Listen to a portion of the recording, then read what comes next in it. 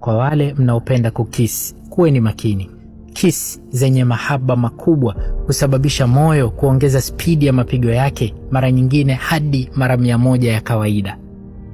Na pili, kwa mujibu wa tafiti ya mwanasayansi mmoja tokea Scotland, anasema inaonyesha kuwa binadamu hufa zaidi kwa shambulio la moyo, yaani heart attack, kwa siku za Jumatatu.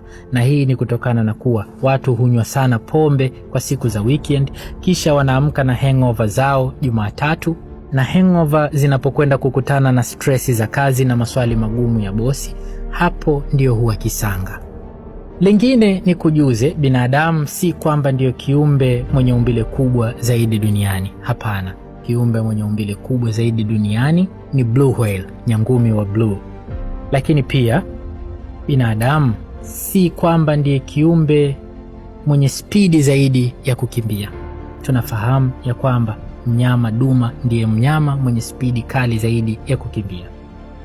Lakini pia binadamu si kiumbe mwenye nguvu zaidi duniani, ila binadamu ndiye kiumbe mwenye uwezo wa kukimbia masafa marefu zaidi ya viumbe wote.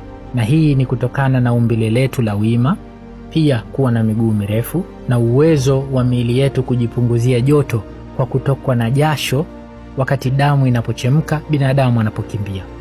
Kihistoria inasimuliwa kuwa binadamu wa zamani walikuwa na mtindo wa uwindaji wa kumkimbiza mnyama kwa muda mrefu sana.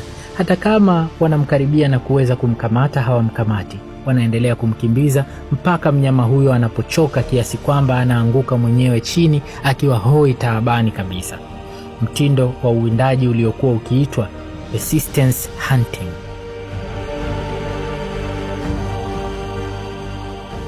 Mswahili Media, elimika na burudika.